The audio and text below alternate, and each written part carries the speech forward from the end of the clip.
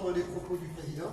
Je m'appelle Jean-Luc Fabry, je suis directeur de la Fédération des vignerons indépendants de l'Aude, puisque vous êtes ici dans le Palais du Vin, qui est le siège d'une fédération de métiers, qui est la Fédération des vignerons indépendants. Lorsqu'en 92 nous avons construit le Palais du Vin, c'était pour mettre en avant des artisans, des femmes et des hommes qui étaient disséminés sur l'ensemble du territoire et qu'on ne voyait pas. Il y a 25 ans, on trouvait moins de bouteilles qu'on trouve aujourd'hui, et on mesurait, nous, parce que c'était notre métier, toute cette richesse qui était en train de naître, mais que le grand public ne connaissait pas. Et puis on avait à l'époque un handicap très fort, c'est que l'image des vins de l'Aude était mauvaise.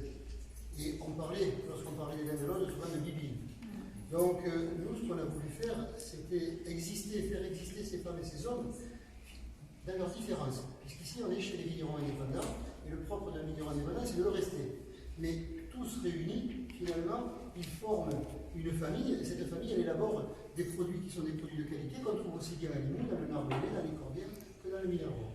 Donc on a voulu créer un emblème, un lieu à leur image. Et ce qu'on a voulu faire, on a été peut-être gonflé à l'époque, c'est offrir un palais au vin, parce que les autres, dans ce département, n'auraient jamais offert un palais au vin, et l'objectif, c'était de dire, techniquement, on sait qu'on est sur une démarche positive, il faut maintenant commencer à faire savoir qu'il y a des femmes et des hommes qui s'investissent dans ce métier. Donc, dans ce palais du vin, 3 pôles, encore une fois, replacez-vous en 1990. Qu'est-ce qu'on pouvait faire pour rehausser l'image du vin, hormis le travail des femmes et des hommes, des vignerons et des vignerons? C'était s'adjoindre un pôle de restauration.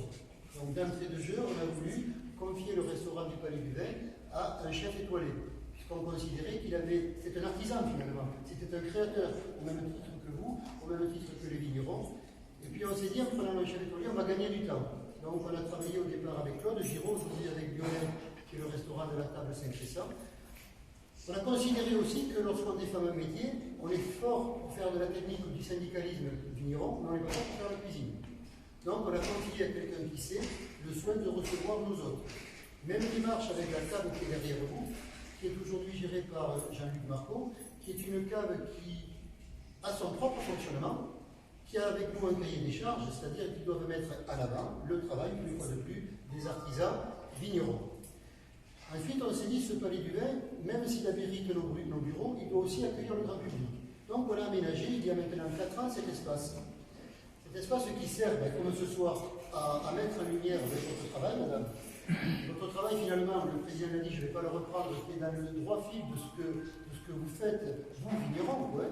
Vous avez mis en avant, avec un autre angle, leur outil de travail, qu'il soit le chef de vinification, qu'il soit à la vigne, l'outil ou le lieu de la production, et c'est un petit peu, finalement, c'est très lié en tout cas au métier d'Alexandre.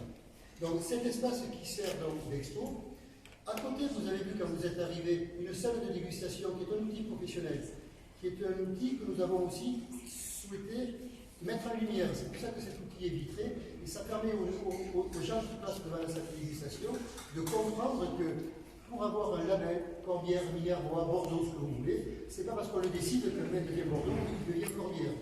Il doit subir un examen de dégustation, et ça se passe dans des outils comme celui-là, donc une salle de dégustation professionnelle.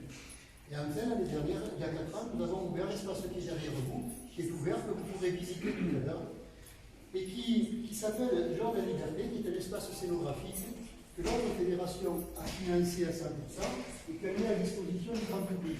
L'objectif, il est, en 15 minutes, de permettre à des gens qui pourraient faire de traverser le département de l'Aude, parce qu'ils vont à Perpignan, en Espagne, à Toulouse, de s'arrêter ici lorsqu'ils vont déjeuner chez Lionel ou acheter du vin et découvrir la richesse de notre département. Donc vous verrez, quand vous rentrez dans ce premier nid, on expliquera ce qu'est le métier de vigneron, et ensuite vous déambulerez autour de 4 pôles, 4 thématiques, les châteaux cathares, la mer, le canal du Midi, la gastronomie, qui sont des pôles qu'on a considérés être révélateurs de ce qu'est le département, et vous verrez que la vigne s'efface un petit peu, mais par un chemin et une fresque, les gens se rendent compte qu'elle est toujours présente dans notre département.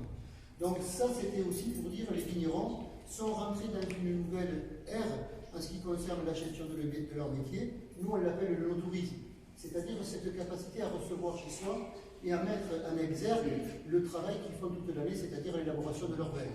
Rappelez-vous, pour les plus anciens d'entre vous, lorsqu'à l'époque on recevait des hôtes dans notre département, souvent on les mettait à la maison des ménageurs, avec 4 verres à moura, 3 morceaux de 3 fourchettes qui qui ne faisait plus qui était plus en uniformité avec le reste, c'était comme ça qu'on recevait les gens. Aujourd'hui, tout ça a changé. Pourquoi tout ça a changé?